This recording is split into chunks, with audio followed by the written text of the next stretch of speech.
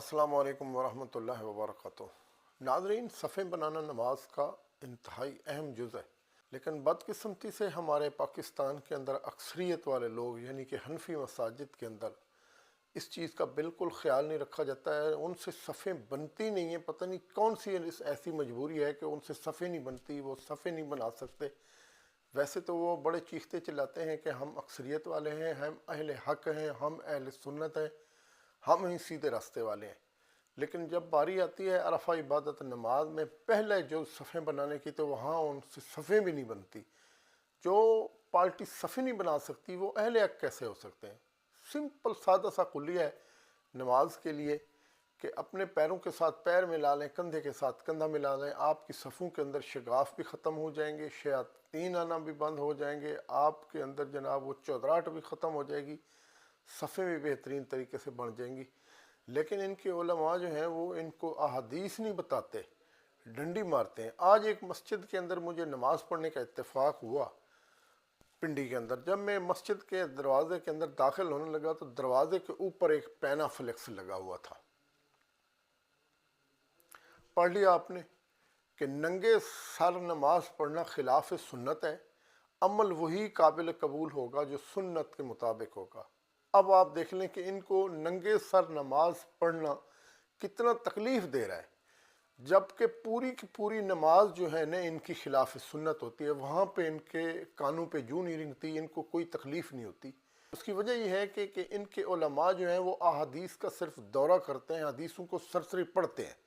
सारा ज़ोर तो इनका फ़िक़ा के ऊपर होता है, और जब ये मदारस से फ़ारिग होकर आते हैं तो फिर फ़िक़ा के ऊपर ही सारी ज़िंदगी ज़ोर रखते हैं। अहादीस का इनको पता नहीं होता, एहतमाम नहीं होता।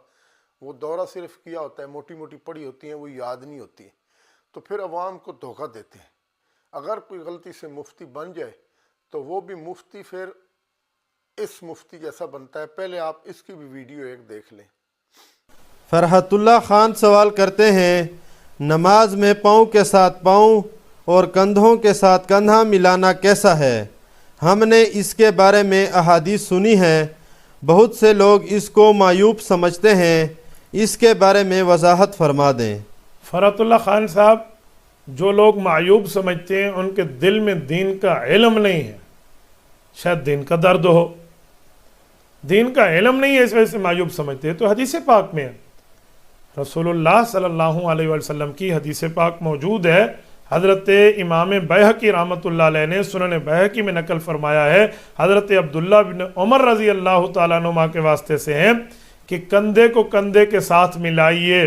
क्या मतलब? यानी सफ सीधी कीजिए। एक बंदा छोटी कद रखता है, एक बड़ी कद रख, कंधे तो नहीं मिल गए, तो मुराद क्या है? मुराद है सफ में खलल ख़त्म कीजिए। और बाज़ हदीस में आता है घुटने घुटने के साथ मिलाओ, टखने को टखने के साथ मिलाओ। तो टखने और घुटने को मिलाने का क्या मतलब है? तो आप बहुत आसानी से समझ सकते हैं। हाफिज़ इब्न हजर अस्कलानी रहमतुल्लाह अलैह सही बुखारी के शारे हैं। इन्होंने सही बुखारी की फतहुल बारी शरह की दूसरी जिल्द में लिखा है कि टखने और घुटने मिलाना तो बज़ाहिर नामुमकिन है, ये तो मुहाल है, मिल नहीं सकता, इम्पॉसिबल है। तो इसका मतलब का हदीस पाक में बताया जा रहा है कि सब सीधी होनी चाहिए। वो टखना समझाया गया, वो घुटना समझाया गया, ये नहीं एक दूसरे के साथ चिपकाना, ये मुराद नहीं है। अल मुबालगा, इससे समझाया जा रहा है और बात को मजीद वजाहत से बताया जा रहा है कि आप अपनी सफ़ को सीधा करें। ये ना घुटने के साथ घुटना चिपका दें, टखने के साथ टखना, तो सफ़ सीधी होने के बजाय टेढ़ी हो जाएगी। तो ये जो कंधे के साथ कंधा और ये चीज़ें दरअसल ये है सफ़ों की दुरुस्तगी कि आप सुफूफ को सीधा कैसे कर सकते हैं। हदीस पाक में अगर सफ़ सीधी ना हुई, सफ़ टेढ़ी हुई, तो रब तुम्हारे दिलों को टेढ़ा कर देगा, एक दूसरे से तुम्हारा बिगाड़ और लड़ाई का मामला आ जाएगा। इसलिए इस मामले की वजाहत समझिए। जो लोग मायूब समझते हैं शायद वो इस दीनी मामलात की बात की समझ न रखते हो, इसलिए बेचारे मायूब समझना शुरू हो गए हैं। तो आप उनको आसानी से प्यार के साथ, मोहब्बत के साथ, वाज और नसीहत और तज़कीर के साथ समझाइए, तो इंशाअल्लाह ऐसा कोई मामला नहीं होगा। जी नाज़रीन, आपने इनकी वीडियो देखी है, किस तरह इन्होंने तोड़ मरोड़ कर जो है ना हदीस को पेश किया है। हदीस के अंदर अल्फाज हैं कि कदम के साथ कदम मिलाना है, कंधे के साथ कदम मिलाना है, लेकिन हजूर ने जो है ना वो उसकी तावील किस खूबसूरत अंदाज से किया है कि कभी सारी ज़िंदगी ये लोग पैर नहीं मिलाएंगे। अगर कभी मस्जिद के अंदर किसी के पाँव के साथ हम पाँव मिला भी दें तो वो अपना पाँव इस तरह खींचता है जिस तरह खुदा न खास्ता उसको बिच्छू लड़ गया। और भाई सफ़े बनाने की हिकमत ये है کہ جب آپ کالا گورا چودھری نواب چھوٹا بڑا وہ مسجد کے اندر آتے ہیں تو ان کے پاؤں کے ساتھ پاؤں اور کندھے کے ساتھ کندھے جب مل جاتے ہیں تو اللہ کی طرف سے ان کے دلوں سے کینہ نکل جاتا ہے، ان کی چودراہٹ ختم ہو جاتی ہے، وہاں سب برابر ہو جاتے ہیں۔ اس کی شاید حکمت یہ بھی ہو جس کے ساتھ جو ہے نا میں قیاس کر رہا ہوں، میں اجتہاد کر رہا ہوں۔ ایک نواب آدمی جب مسجد میں کھڑا ہوتا ہے تو کوئی غریب آتا ہے تو غریب جھجک رہا ہوتا ہے اس کے ساتھ کھڑے ہونے میں، اور اسلام نے یہی سبق دیا ہے کہ آپ صفیں جوڑیں، شگاف ختم کر دیں، مل جائیں چودھری صاحب کے ساتھ، وہاں اس کی چودراہٹ ختم کر دیں، اللہ کے ہاں سب برابر ہو جائیں۔ تو صفیں بنانے کی جناب بہت زیادہ اہمیت ہے۔ اگر آپ کو نہیں پتہ، آپ حنفی حضرات کو نہیں پتہ، صفیں آپ نہیں بنا سکتے، تو میں آپ کو 3-4 حدیثیں صرف ایگزامپل کے طور پر پڑھ کے سنا دیتا ہوں تاکہ پھر آپ کو پتہ چلے کہ ان کی اہمیت کتنی ہے۔ میں آپ کو حدیثیں پڑھ کے بتاتا ہوں۔ صفوں کی اہمیت کے حوالے سے میں صرف 3-4 حدیثیں نکالی ہیں۔ حدیثیں تو بے تحاشا ہیں صفیں بنانے کے اوپر، لیکن 3-4 حدیثیں صرف پڑھ کے میں بتاتا ہوں۔ پہلی حدیث ہے بخاری شریف کی حدیث نمبر 723۔ نبی اکرم صلی اللہ علیہ وآلہ وسلم نے فرمایا کہ صفیں برابر رکھو، صفوں کا برابر رکھنا ہی نماز قائم کرنے میں داخل ہے۔ اب جب نماز قائم ہی صفوں کے ساتھ ہوتی ہے، اگر آپ صفیں نہیں بناتے تو پھر آپ نماز کس لیے پڑھ رہے ہیں؟ چلیں مرضی ان کی۔ اگلی حدیث ہے بخاری شریف کی حدیث نمبر 725۔ آپ صلی اللہ علیہ وآلہ وسلم نے فرمایا صفیں برابر کرو، میں تمہیں پیچھے سے بھی دیکھتا ہوں۔ نبی اکرم صلی اللہ علیہ وآلہ وسلم کے یہ معجزات میں یہ بات بھی شامل تھی کہ آپ کو پیچھے سے بھی نظر آتا تھا۔ میں تمہیں پیچھے سے بھی دیکھتا ہوں، اور ہم میں سے ہر شخص یہ کرتا کہ اپنا مونڈھا اپنے ساتھی کے مونڈھے کے ساتھ اور اپنا قدم اپنے ساتھی کے قدم کے ساتھ ملا دیتا تھا۔ اب یہ آپ پاؤں سمجھ لیں یا پنڈلی سمجھ لیں یا ٹخنا سمجھ لیں، یہ حدیث اس طرح سے ہے۔ اگلی حدیث ہے، یہ حدیث بڑی جامع حدیث ہے، میں ابھی آپ کو پڑھ کے سناتا ہوں۔ سنن ابی داؤد کے اندر ہے، حدیث نمبر 662۔ حضرت نعمان بن بشیر رضی اللہ تعالی عنہ بیان فرماتے ہیں کہ رسول اکرم صلی اللہ علیہ وسلم نے فرمایا، حضرت نعمان بن بشیر رضی اللہ تعالی عنہ بیان فرماتے ہیں کہ نبی اکرم صلی اللہ علیہ وآلہ وسلم نے لوگوں کی طرف اپنا رخ کیا اور فرمایا اپنی صفیں برابر کر لو۔ آپ نے یہ 3 بار کہا، دیکھیں صفوں کی اہمیت کو۔ آپ نے یہ 3 بار کہا، اللہ کی قسم ضرور ایسا ہوگا کہ یا تو تم اپنی صفوں کو برابر رکھو گے یا اللہ تعالیٰ تمہارے دلوں میں اختلاف پیدا کر دے گا۔ وہی بات کہ صفیں نہیں بنائیں گے تو تمہارے اندر چھوٹے بڑے کی، گورے کالے کی، چودھری اور غریب کی جو ہے نا وہ تمیز یعنی اختلاف رہے گا۔ صفیں بناؤ گے تو یہ اختلاف ختم ہو جائے گا، اختلاف پیدا کر دے گا۔ حضرت نعمان رضی اللہ تعالیٰ عنہ کہتے ہیں کہ پھر میں نے دیکھا کہ ایک آدمی اپنے ساتھی کے کندھے کے ساتھ کندھا ملا دیتا تھا، گھٹنے کے ساتھ گھٹنا ملا دیتا تھا، اور ٹخنے کو ٹخنے کے ساتھ جوڑ کر کھڑا ہوتا تھا۔ یہ حدیث ہے سنن نبی داؤد کی 662۔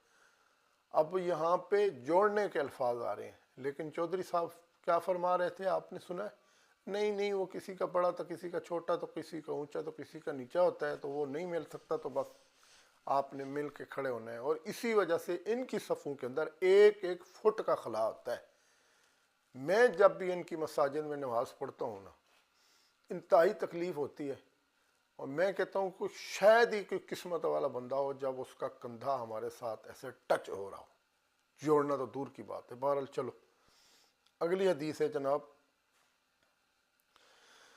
سنن نسائی کی حدیث نمبر 816۔ حضرت انس رضی اللہ تعالی عنہ سے روایت ہے، نبی اکرم صلی اللہ علیہ وسلم نے فرمایا اپنی صفوں کو ملاؤ یعنی مل کر کھڑے ہو، اور انہیں قریب قریب بناؤ یعنی ان کے اندر فاصلہ کم رکھو اور گردنیں سیدھی رکھو۔ قسم ہے اس ذات کی جس کے ہاتھ میں محمد کی جان ہے، میں شیاطین کو دیکھتا ہوں کہ وہ تمہاری صفوں کے شگافوں کے اندر اس طرح داخل ہوتے ہیں جیسے بھیڑ بکریوں کے بچے۔ اب بھیڑ بکریوں کے بچے چھوٹے چھوٹے ہوتے ہیں، جب آپ کی صف کے اندر 1 فٹ کا فاصلہ ہوگا تو شیاطین تو داخل ہوں گے، اس لیے تمہارے اندر شیطان داخل ہوئے ہیں، تم لوگ جو ہے نا وہ ہر وقت جھگڑے اور لڑائیاں اور فسادوں میں پڑے رہتے ہو۔ پہلے اپنی صفیں سیدھی بنانا شروع کرو میرے بھائی. انتہائی اہم اور لازم جز ہے. عرفہ عبادت کا پہلا جز ہی صفیں بنانا ہے، جو تم لوگوں سے نہیں بنتی. اور باتیں سنو، سارا دن تانے لوگوں کو دیتے ہو. ہم جو ہے نا وہ اہل سنت والجماعت ہیں، تو ہم جناب اہل حق ہیں، تو بنتی تم سے صفیں نہیں. حالت یہ ہے. اچھا جی، اگلی حدیث ہے سنن ابن ماجہ کی 995 نمبر حدیث. حضرت عائشہ رضی اللہ تعالیٰ عنہ سے روایت ہے کہ رسول اکرم صلی اللہ علیہ وآلہ وسلم نے فرمایا، ان لوگوں پر اللہ رحمت نازل کرتا ہے اور فرشتے ان کے لیے دعائے خیر کرتے ہیں جو صفوں کو ملاتے ہیں اور صفوں کے شگاف پر کرتے ہیں، اور اس کے بدلے اللہ تعالیٰ ان کے درجوں کو بلند کرتا ہے. دیکھ لیں جی یہ حدیث. پڑھی ہے کبھی؟ بتائیے اپنی عوام کو. بتاؤ گے نہیں تو پھر لوگ کس طرح صفیں جوڑیں گے. اچھا، اگلی حدیث ہے جناب حدیث نمبر 1102، کتاب ہے مشکات المصابیح. یہ میں نے 4-5 حدیثیں صرف اگزامپل کے طور پر آپ کو کوٹ کر رہا ہوں، تاکہ آپ اپنی آنکھیں پھاڑ کے کھول کے دیکھیں جس طرح یہ میں نے کھولی ہوئی. ٹھیک ہے، لوگوں کو بتائیں خدا کے واسطے، حدیثوں سے دشمنی نہ کریں. اگلی یہ حدیث ہے حضرت ابن عمر رضی اللہ تعالیٰ عنہ بیان فرماتے ہیں، رسول اکرم صلی اللہ علیہ وسلم نے فرمایا، اپنی صفیں قائم کرو، کندھے برابر کرو، شگاف بند کرو. اب بار بار شگاف کا لفظ کیوں آ رہا ہے؟ یہ اس کو شگاف کہتے ہیں، یہ جو ہے. اور اس کی اور ایک اگزامپل میں آپ کو دیتا ہوں کہ جب آپ کبھی اندر کمرے میں سوئے ہوں، دروازہ آپ کا بند ہو، تو کہیں سامنے سے سورج نکل رہا ہو یا سامنے سورج دروازے کے آئے اور آپ کے دروازے کے اندر بالکل باریک سا سوراخ ہو اور وہاں سے پتلی سی لائٹ آ رہی ہو، تو اس پتلے سے سوراخ کو بھی شگاف کہا گیا ہے. ٹھیک ہے، صفوں کی کتنی اہمیت ہے. مقصد یہ ہے کہ شگاف بند تب ہوگا جب آپ کے پیر مل جائیں گے، آپ کا کندھے مل جائیں گے، تو آپ کے اندر سے شگاف ختم ہو جائے گا. صفوں کی اہمیت کو بتایا گیا ہے. تو آپ شگاف بند کیے، آپ کے صفوں کے اندر 1.5 فٹ کا مولوی صاحب، چودھری صاحب، حنفی صاحب، دیوبندی صاحب، بریلوی صاحب، آپ کی صفوں کے اندر 1.5 فٹ کا فاصلہ ہوتا ہے، کندھے بھی نہیں ملتے. تو یہ حدیثیں لوگوں کو پڑھ کے بتائیں. تو میں یہ حدیث پڑھ کے آپ کو سنا رہا تھا. رسول اللہ صلی اللہ علیہ وسلم نے فرمایا، اپنی صفیں قائم کرو، کندھے برابر رکھو، شگاف بند کرو، اپنے بھائیوں کے ہاتھوں کے لیے نرم ہو جاؤ، شیطان کے لیے شگاف یعنی خالی جگہ نہ چھوڑو. جو شخص صف ملائے گا اللہ تعالیٰ اپنی رحمت سے اسے ملائے گا، اور جو شخص قطع کرے گا اللہ اسے اپنی رحمت سے قطع کرے گا. ٹھیک ہے جی، آپ نے یہ حدیثیں پڑھ لی ہیں، آپ نے یہ حدیثیں سن لی ہیں. اس کے باوجود اگر آپ عمل نہیں کرتے تو پھر آپ اہل حق کہلوانے کے جو ہے نا وہ روادار بھی نہیں ہیں. پھر جو آپ کے اوپر تان و تشنیع ہوتی ہے، جو آپ کو تانا زنی ہوتی ہے، جو آپ کو بدعتی، خرافاتی اور میڈ ان انڈیا اور میڈ ان پتہ نہیں کہاں کہاں کا دین کا لوگ فتوے لگاتے ہیں، پھر آپ برا نہ منایا کریں. اس کی وجہ یہ ہے کہ آپ لوگ حدیث کے ساتھ جو ہے نا وہ کھلواڑ کرتے ہیں، تعویلات کرتے ہیں، پڑھتے نہیں ہیں، لوگوں کو بتاتے نہیں ہیں. ویسے کہہ دینا کہ ہم حدیثوں پہ عمل کرتے ہیں، ویسے کہہ دینا ہم سنی ہیں. زبانی کلامی سنی کہہ دینے سے کوئی سنی نہیں بنتا، سنتوں پہ عمل کیا جاتا ہے، اور ہر سنت کو پیروں کے نیچے سنی حضرات رونتے ہیں. یہ میں نے آپ کو چھوٹی سی مثال دی ہے. بہرحال آپ لوگ ابھی صفوں کے اوپر جو ہے نا وہ انجینئر محمد علی مرزا صاحب کا بھی ایک چھوٹا سا جو ہے نا وہ 5 منٹ کا کلپ ہے، وہ دیکھ لیں تاکہ آپ کو بالکل کلیئر ہو جائے مفتی کی بات بھی اور انجینئر کی بات بھی. ابھی آپ دیکھیں انجینئر محمد علی مرزا صاحب کی یہ والی ویڈیو.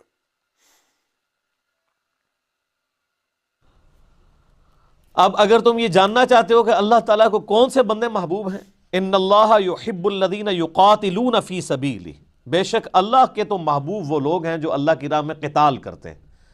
جہاد نہیں، جہاد کے اعلیٰ ترین شکل قتال یعنی جنگ کے لیے. صفن کأنہم بنیان مرصوص، اور وہ ایسے جنگ کرتے ہیں گویا کہ وہ سیسا پلائی ہوئی دیوار ہیں، یعنی کافروں کے مقابلے پہ ڈٹ کے کھڑے ہو جاتے ہیں.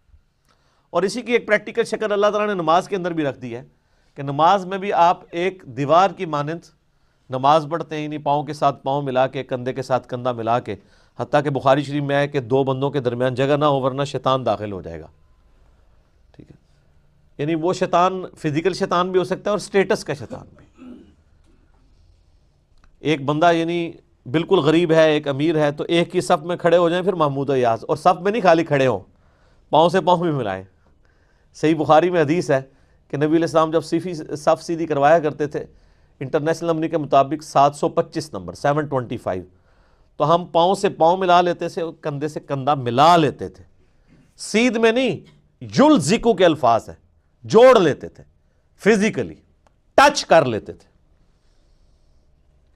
اور اس سنت پہ صرف آج کل اہل حدیث عمل کرتے ہیں، باقی تو سب جو ہے وہ اس طرح ایک دوسرے سے دور کھڑے ہوتے ہیں کہ پتہ نہیں شاید خارش ہی نہ لگ جائے، ایک ایک فٹ کے فاصلے کے اوپر کھڑے ہوتے ہیں. اور صف سیدھی کروانے کا مطلب وہ یہ سمجھتے ہیں کہ بس سارے سیدھے کھڑے ہو جائیں. صف سیدھی کرنا صرف صف سیدھی کرنے سے مراد سیدھا کھڑا ہونا نہیں ہے، بلکہ ساتھ ساتھ ملنا بھی ہے. صحیح بخاری میں حدیث ہے کہ صف سیدھی کرنا نماز قائم کرنے میں سے، اور بخاری میں الفاظ موجود ہیں کہ پاؤں سے پاؤں ملے گا، کندھے سے کندھا، اور یعنی بالکل ٹچ کریں گے اور اپنے جسم کے مطابق پاؤں کھولنے ہیں، نہ بہت زیادہ.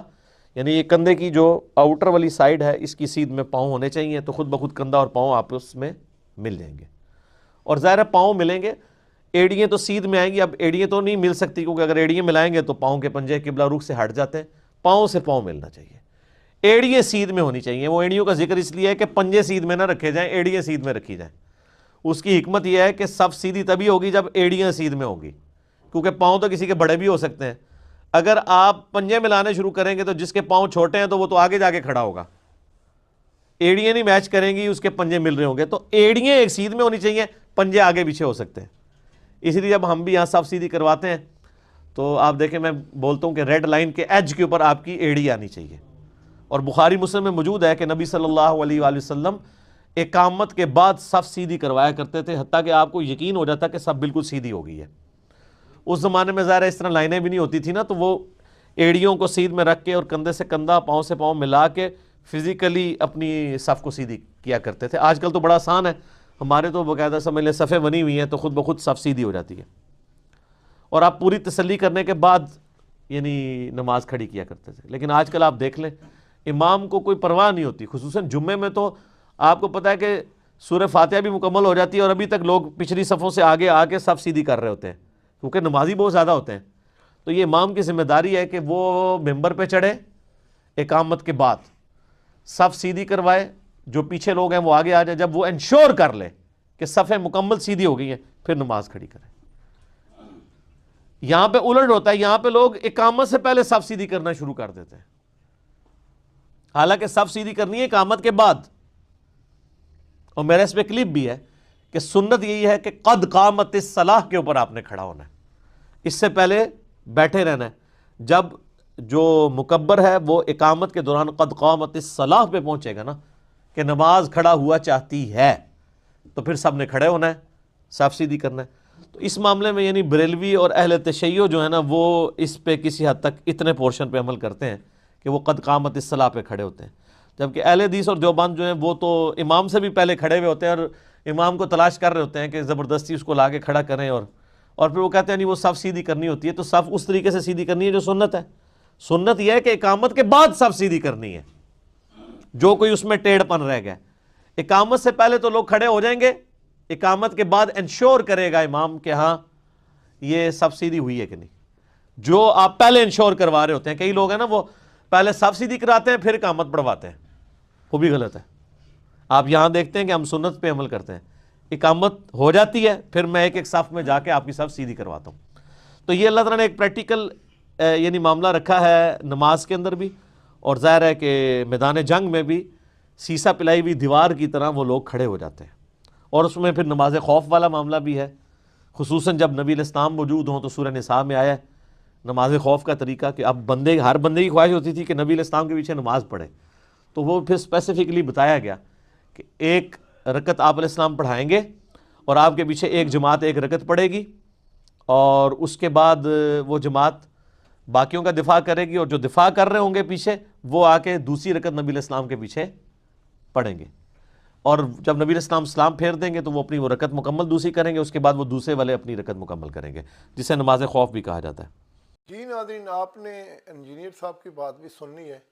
اب آپ اندازہ کر لیں کہ ایک طرف 12 سال مدرسے میں پڑھنے والا مفتی ہے جو آپ کو حدیثیں بتا رہا ہے تروڑ مروڑ کے، اور دوسری طرف انجینئر ہے۔ پھر لوگ کیوں نہ انجینئر کو سنیں، پھر کیوں نہ لوگ جو ہے نا وہ آپ کو چھوڑیں۔ آپ جہاں پہ لیکچر دے رہے ہوتے ہیں، خطاب کر رہے ہوتے ہیں، وہاں 130 بندوں سے زیادہ نہیں ہوتا، اور انجینئر کی اکیڈمی کے اندر ہر ہفتے 200 بندہ آیا ہوتا ہے، اور وہ بھی پورے پاکستان سے، اور انہوں نے منع کیا ہوا کہ ہر دفعہ نئے بندے آئیں۔ اس کی یہی وجہ ہے کہ قرآن حدیث لوگوں کو بتاؤ گے تو آپ کی عزت بھی ہوگی، اور لوگ حق پر بھی آئیں گے، اور آپ کی اپنی اور ہماری اور عوام کی آخرت بھی سیدھی ہوگی۔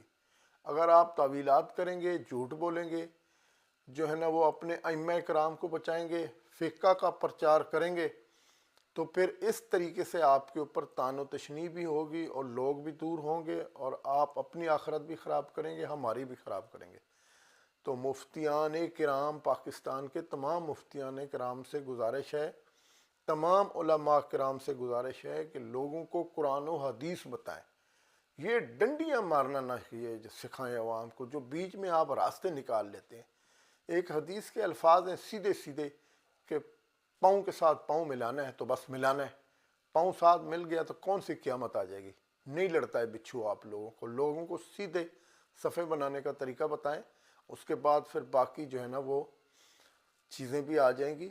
نماز کو سنت کے مطابق ادا کریں۔ صرف آپ کو دکھ یہ تو کھایا جا رہا ہے کہ ننگے سر نماز نہیں ہوتی، رفع یدین آپ چھوڑ رہے ہیں، صفیں بنانا آپ کو نہیں آتا ہے، عورت اور مرد کی نماز میں آپ نے فرق نکالا ہوا ہے، ہاتھ کہاں باندھنے تھے کہاں گھسیٹ کے آپ لے گئے ہیں، رکوع کے اندر دعائیں آپ نہیں پڑھ رہے، سجدے کے اندر دعائیں آپ نہیں پڑھ رہے، اتحیات کے اندر دعائیں آپ نہیں پڑھ رہے، پوری کی پوری نماز کا تو بیڑا آپ نے غرق کیا ہوا ہے۔ پھر آپ لوگوں کو کہتے ہیں ہم نے 12 سال مدرسوں میں پڑھا ہوا ہے، تو 12 سال وہاں کیا کرتے رہے ہیں آپ لوگ؟